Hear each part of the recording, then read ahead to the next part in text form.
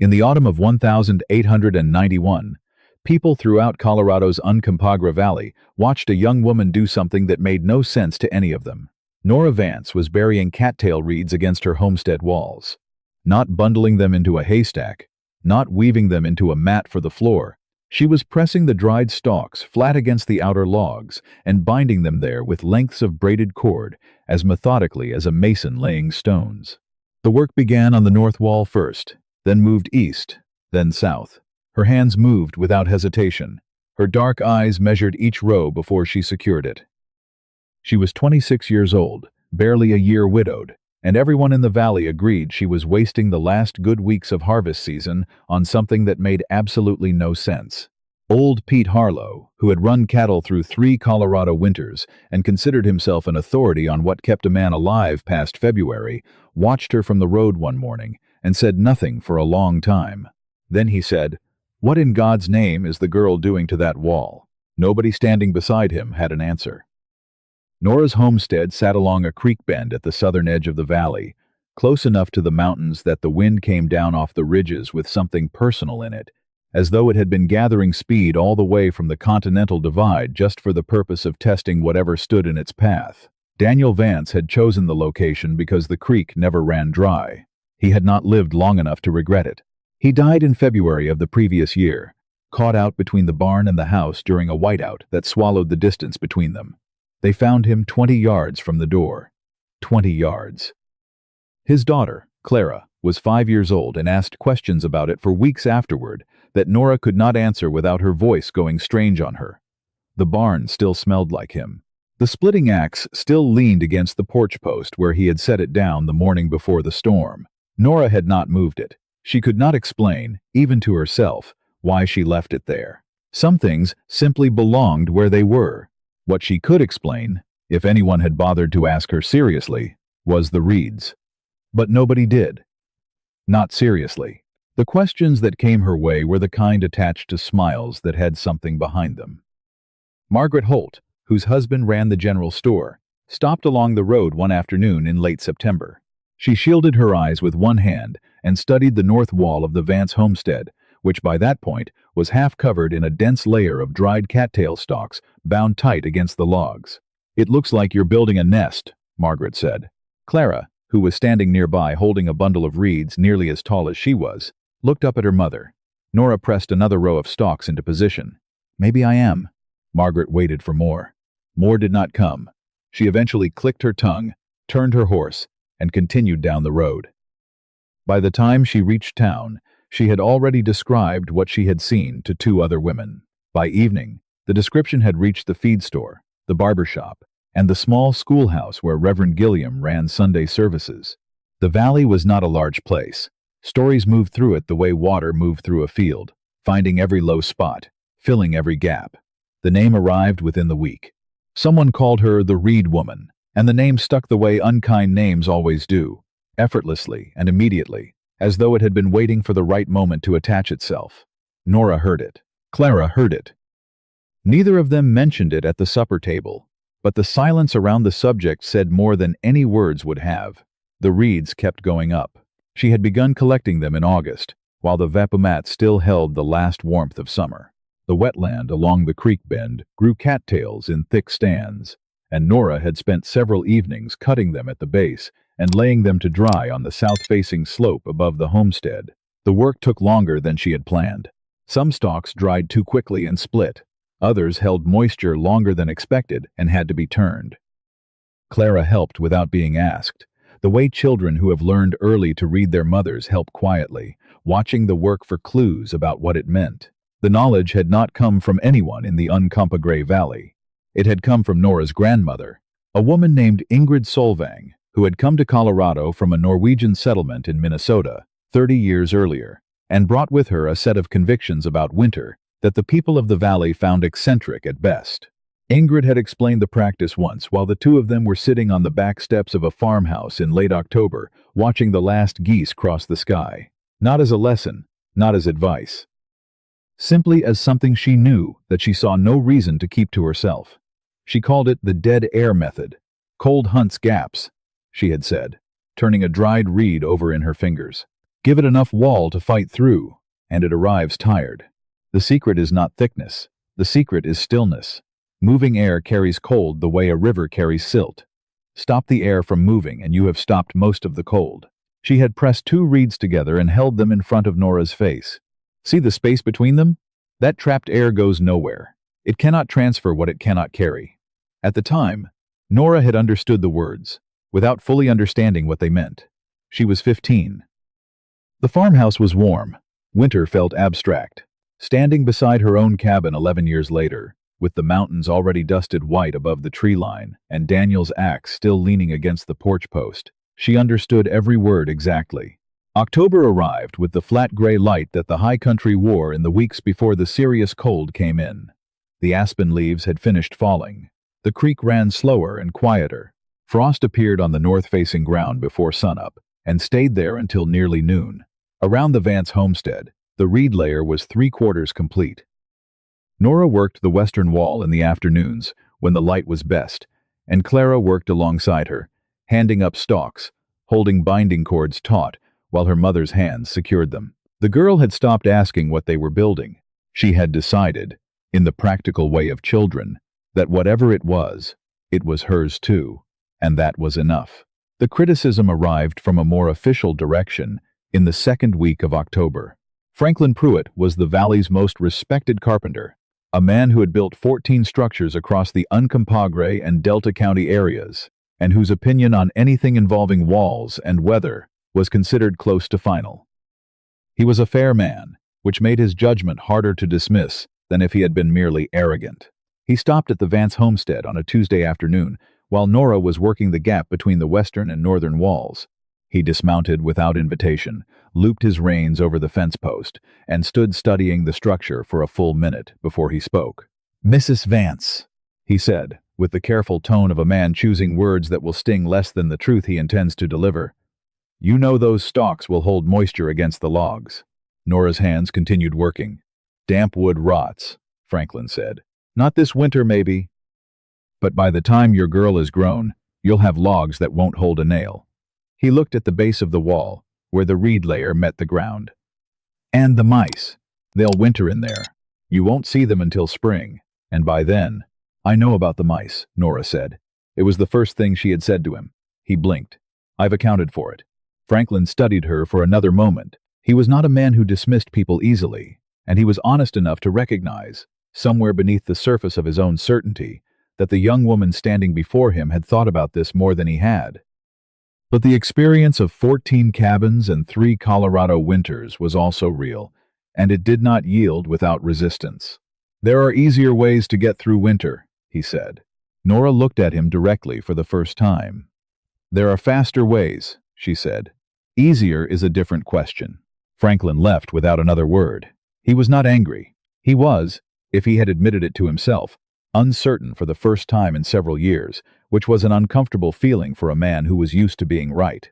He mentioned the conversation to his brother that evening. He mentioned it to 2 other men at the feed store the following day.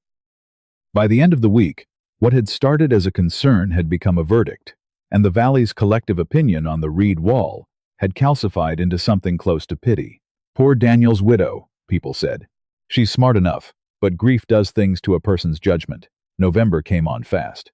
The temperature dropped 8 degrees in a single afternoon during the first week, then recovered, then dropped again, each recovery a little weaker than the last.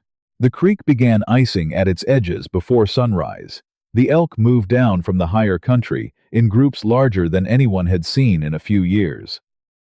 Augustin Webb, who had trapped and ranched in the Uncompahgre for 30 years and whose predictions about weather had earned him the kind of quiet authority that came from being right when it mattered, spent 3 days that November studying the sky, the water, the behavior of the birds, and the patterns of ice forming on the rocks along the creek's northern bank.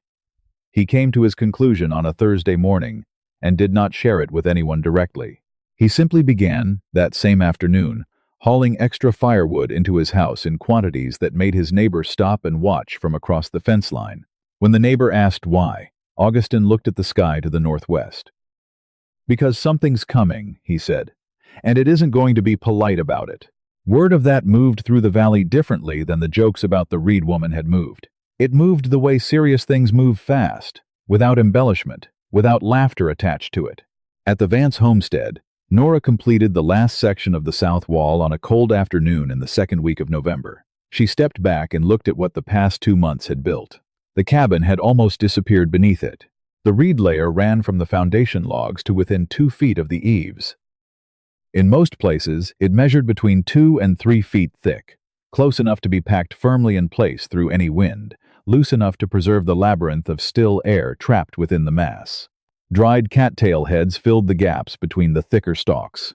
Bindweed cord held the whole structure together in a grid pattern that Ingrid had described once, and that Nora had spent several evenings working out on paper before she touched the first stalk. The surface of it looked, from the road, like an enormous pile of dead material stacked carelessly against a building. That impression was precisely wrong. Every layer had been placed. Every gap had been considered. What looked like a haystack was, in fact, a second wall. One built not to stop the cold, but to exhaust it. Franklin Pruitt rode past one morning and slowed his horse to a stop. He sat looking at the structure for nearly half a minute. Then he shook his head and kept riding. Margaret Holt saw it from the road during a supply run and said to the woman sitting beside her on the wagon seat, "It looks like it's melting." 3 nights before the storm arrived, something changed with the animals. Nora had a small terrier named Scout, who had spent every previous autumn sleeping on the porch until hard cold drove him inside. On the night of December the 4th, Scout refused the porch entirely. He scratched at the door before sundown, curled against the base of the interior north wall, and did not move from that position until morning. Clara noticed before Nora did. "He keeps looking at the wall," Clara said. Nora watched the dog for a moment. Then she picked up her lantern and went outside. She walked the perimeter of the reed wall slowly, holding the light close to the surface, pressing her palm flat against different sections, listening to the sound the wind made as it moved through. At the northeast corner, something felt different. A section she had finished 3 weeks earlier had shifted slightly, an almost invisible gap opening between the outer layer and the next one in, creating a narrow channel where air could accelerate rather than scatter. She found it because she was looking. She found it because she knew what to look for. And she found it because she had built the thing herself, which meant she understood, at a level below conscious thought, what it was supposed to feel like when it was right. She dismantled the section by lantern light. Clara brought replacement stalks and held the lamp while her mother worked. The temperature had dropped to somewhere near 20 degrees. Neither of them suggested going inside. The repair took 2 hours. When it was finished, Nora pressed her hand flat against the rebuilt section. The surface was cold to the touch, as it should be. Behind it, she could feel nothing, no draft, no movement, no indication that the outer wall and the cabin behind it were in any communication with each other at all. "Is it right now?" Clara asked. Nora kept her hand against the reeds for another moment. "Now it is," she said. December the 7th came in quietly. By midday, the quiet was a warning. The temperature fell 24 degrees in 3 hours. The sky to the northwest turned the particular shade of dark gray that people in mountain country learn to respect before they learn anything else about weather. Ranch hands across the valley felt the change before they could measure it. Some animal instinct beneath the daily business of living, registering an alarm that the mind hadn't caught up to yet. By 2 in the afternoon, the wind had arrived. It came from the northwest, at speeds that Franklin Pruitt later estimated, from the damage he found the following morning, had reached somewhere between 60 and 70 miles an hour. Snow did not fall so much as it was hurled. It moved horizontally, in sheets of white that erased the middle distance within minutes of the storm's arrival. Fence lines vanished. The road from town disappeared beneath driven snow so dense it looked like a solid wall. By nightfall, the Uncompahgre Valley had been reduced to a collection of small, isolated lights, seen through howling white darkness, each one a family fighting the same battle in whatever shelter they had managed to build. At Franklin Pruitt's home, which was a solidly constructed cabin he had built himself 8 years earlier, and rightly took some pride in, the battle was harder than expected. The stove burned without pause. His wife kept the wood coming from the stack inside the door. He checked the temperature every hour. At 9 that evening, the thermometer read 44 degrees. He added more wood. By 11, the thermometer read 42. He stared at it for a long moment. doing arithmetic in his head. The woodpile inside the house represented 3 days of normal use. At the rate the stove was consuming it, it would last through tomorrow morning, maybe into the afternoon. Wind found the seams between his logs in places he had not known were seams. Frost appeared along the interior of the north wall before midnight. His youngest daughter slept in her clothes with a quilt pulled over her head, and still he could see her shivering when he lifted the lantern to check on her. He fed more wood into the stove. He did not think about the Reed woman that night. He was too busy thinking about morning. 200 yards down the creek road, at the homestead that had disappeared beneath a skin of cattail stalks and braided cord, the night was a different experience. The storm surrounded the Vance cabin the same way it surrounded everything else in the valley. The roar of it was audible through the walls, a continuous low-pressure sound, like standing near the base of a waterfall. But it arrived transformed. The sharp edge was gone from it. It sounded like the storm was happening on the other side of something thick, which it was. Scout slept against the north wall, without twitching. Clara sat at the small table near the lamp, working through a reading primer that Nora had ordered from Denver in the fall. Every few pages she looked up, listened to the sound outside, then returned to her book with the mild curiosity of a child who is not particularly worried. Nora checked the thermometer at 8 that evening. 61 degrees. She checked it again at 10. 60 degrees. She added a moderate amount of wood to the stove. Not urgently, not frantically, just the ordinary amount she would have added on a cold but unremarkable November evening. The stove did not need to fight for her. It only needed to maintain. She opened her ledger, a habit she had developed in October, at the quiet suggestion of Ingrid's memory, and wrote down the temperature, the time, the amount of wood she had used since sundown. The entry took 30 seconds. Then she stood and walked to the interior wall, placed her palm flat against the logs, the way she had placed it against the outer reed layer 2 nights earlier. The logs were warm, not heated, not artificially raised to some desperate emergency temperature. Simply warm, holding the heat that the room had been generating all evening, losing almost none of it to the storm outside. She kept her hand there for a moment. The wind screamed against the outer surface of the reed wall. She could hear it working, testing, probing for a way through. It found the outer layer of cattail stalks and lost momentum in the labyrinth of stems and air pockets. It found the second layer and lost more. What arrived at the logs beneath was not the storm. It was the exhausted remainder of a storm, stripped of most of its force by the time it covered those last 6 inches. Ingrid had been right. The cold, hunted walls. She had given it something else to find first. And what it found, it wore itself out against. At 2 in the morning, Nora opened the front door a few inches to look at the north face of the reed wall. The lantern light caught a surface that had been transformed by the storm. Snow had packed into every gap between the outer stalks, filling the spaces she had left deliberately open, adding a frozen layer of insulation over the top of everything she had built. Ice locked loose fibers together along the upper sections. The structure looked less like dead plant material and more like part of the landscape itself, a natural formation that had grown there over centuries, rather than a system that a woman with 2 hands and a clear understanding of still air had constructed across 2 months of autumn afternoons. What the storm was doing to the outer surface was, in its accidental way, exactly what she would have wanted it to do. She closed the door. She went to bed. The storm released the valley on the afternoon of December the 9th. The silence that followed was the kind that arrives after sustained violence, total, ringing, and slightly unreal, as though the world were checking whether it had survived. Franklin Pruitt dug his front door clear of a drift that had packed to chest height against it. The process took most of an hour. When he finally stepped out into the hard blue light of the winter morning, the landscape he found had been remade. Fences gone. The road invisible. The creek silent under ice. His north wall showed new gaps in the chinking he had laid with his own hands. In 3 places, he could see daylight through cracks that had not existed before the storm. He had burned through nearly his entire indoor woodpile. His thermometer had dropped to 39 degrees during the worst of it, despite the stove running continuously all night. He stood in front of his cabin for a long moment, looking at the damage. Then he looked down the road toward the creek bend. He was not sure why.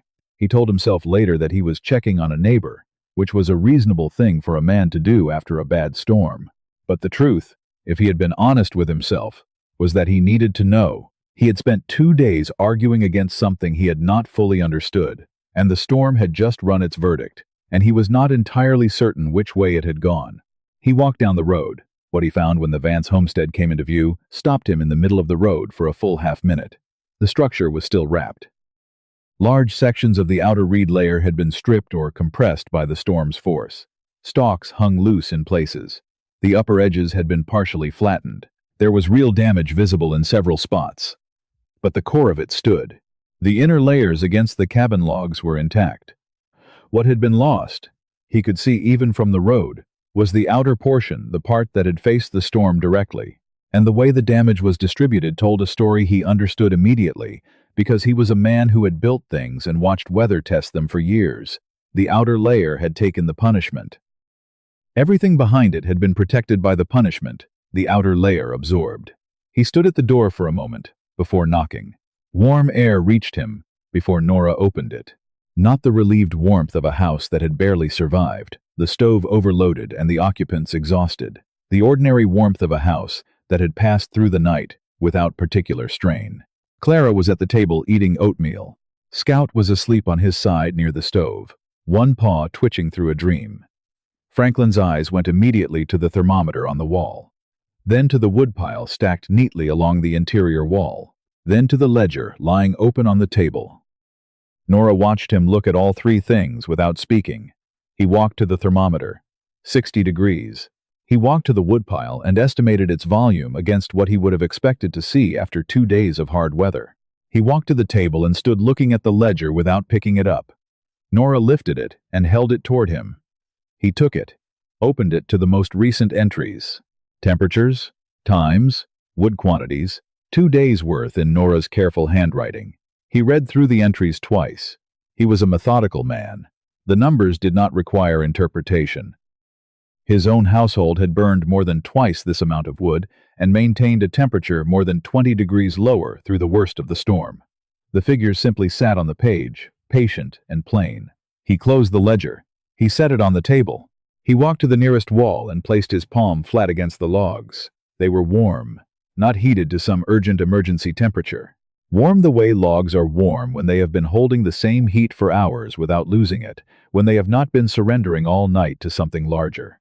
Franklin Pruitt stood with his palm against that wall for a long moment. He was a fair man. It was the quality that made him worth listening to, and it was the quality that now made the next moment unavoidable. He turned to Nora. "I was wrong about the moisture," he said. "The spacing, the way the inner layer sits away from the logs it breathes. I can see that now." He looked back at the wall. "And the mice! You said you accounted for it." "Dried lavender and sage packed into the base layer," Nora said. "They don't nest where those scents are." He nodded slowly. He was already doing something else in his mind, she could tell.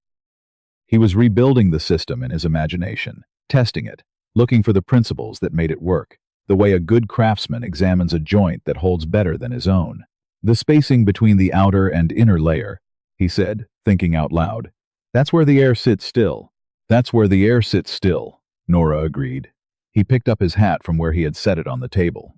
He looked at Clara, who had finished her oatmeal and was watching the entire exchange with the complete, unself-conscious attention of a 5-year-old. "Your grandmother's method?" he said to Nora. "Her mother's," she said. Before that, she didn't know how far back it went. Franklin turned the hat in his hands. Then he looked at the wall one more time. "I'd like to understand it better," he said. "If you're willing." "Come in, Spring," Nora said. "I'll show you how it comes apart. You'll be able to see every layer." He nodded. He said good morning. He walked out through the door into the cold white light. He did not go back toward his own cabin right away. He stood outside for a moment looking at the reed wall from the front, studying the damage pattern, tracing the way the storm had worked from the outside in and spent itself before it could arrive at the logs beneath. He was thinking about the next winter, about the 14 cabins he had built, and whether any of them might benefit from a second wall, about the principles of still air, and what they might mean for structures he had not yet designed.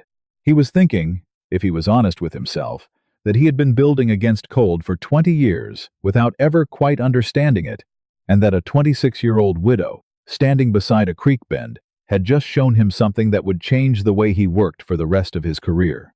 The walk back to his own cabin felt longer than the walk out. Spring came to the Uncompahgre the way it always came, slowly and without fanfare. Snow retreating from the lower ground while the peaks above held white for weeks longer.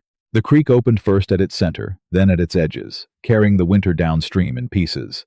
When planting season returned, three things happened that people noticed. The first was that Franklin Pruitt, while building a new cabin on the north end of the valley for a family coming up from Montrose, incorporated a reed wall system into the design from the beginning. He built it properly, with appropriate spacing to allow the logs to breathe, with sage packed along the base, with a binding pattern that could be removed in spring and rebuilt in fall without damage to the underlying structure. The family who moved in that autumn had the warmest first winter of any new arrivals the valley could remember. The second was that Augustin Webb, the old trapper whose weather sense the valley trusted above almost everything else, stopped at the Vance homestead one afternoon in April, walked the perimeter of the dismantled reed wall with Nora, asked about a dozen questions that revealed he had been thinking carefully about it since December, and left 3 hours later with the measured look of a man who has just added something to his understanding of the world. The third was that Margaret Holt, who had called it a nest in September, arrived at the homestead on a morning in May with a bundle of dried cattail stalks she had collected along her own creek bank. She stood at the gate and held them up without quite meeting Nora's eyes. "I thought maybe you could show me," she said, "for next winter." Nora looked at the bundle of stalks. She looked at Margaret. She opened the gate. Over the following years, the thing spread the way useful knowledge spreads, not in announcements, not in arguments won, but in the gradual accumulation of results that people could not explain away. A family tried it and reported a warmer house. A carpenter incorporated it and found his clients lost less firewood. Someone passed the method to a neighbor 2 valleys over, and that neighbor passed it to someone else. And eventually the practice existed in places where no one could trace it back to a widow along a creek bend in the Uncompahgre. Nora Vance grew up knowing how to build a reed wall the way children learn the things their mothers do without urgency, as a matter of course, as a piece of the ordinary world that simply exists and has always existed. Daniel's axe remained beside the porch post. Scout's muzzle went white over the years, and his steps became slower, and some afternoons he slept so long in the sun that Clara would go and check on him with one hand resting gently on his side until she felt him breathe. The knowledge that Ingrid Solvang had carried from a Norwegian settlement in Minnesota, through a farmhouse in Colorado, to a girl sitting on back steps watching geese cross a late October sky, that knowledge had not been lost. It had passed the only test that mattered. Not an argument, not a vote, not the opinion of 14 cabins worth of professional experience, a storm. And the storm had said what storms always say when they encounter something built correctly. Nothing. It had simply spent itself against the wall, exhausted and diminished, and passed on. In the valley below, people who had once called her the Reed Woman no longer used the name. They used the one the practice itself had earned, the Vance method. That was what they called it now. That was how it entered the vocabulary of the high country, quietly and without ceremony, the way most true things enter the world. Not through the front door of argument and public opinion, through the back door of a winter that tested everything, found most things wanting, and found one thing ready. Because somewhere in the architecture of a second wall, in the still air between the outer reeds and the inner logs, in the labyrinth of dried cattail stems that broke the wind into pieces, too small to carry cold, was the oldest truth the frontier had to teach. The strongest shelter is not always the one that looks strongest, and the wisest woman in a valley is not always the one who speaks the loudest. Sometimes she is the one standing beside a cabin in October, binding dried reeds against the wall with careful hands, listening to the sound the mountains make when winter begins to gather, and knowing, with the certainty that comes from understanding rather than guessing, that she has already built the answer to a question no one else has thought to ask yet. Sometimes, the most important thing you can build isn't visible until the storm arrives to test it. Nora didn't argue, didn't demand to be believed. She simply kept working, day after quiet day, trusting knowledge that had been handed down through loving hands. The wisdom that protects us most deeply often comes wrapped in something ordinary: a grandmother's words, a patient afternoon, a choice to prepare when others are laughing. A small note for you: this story was imagined and written by AI. crafted to bring you a moment of entertainment and, perhaps, leave something quietly useful behind.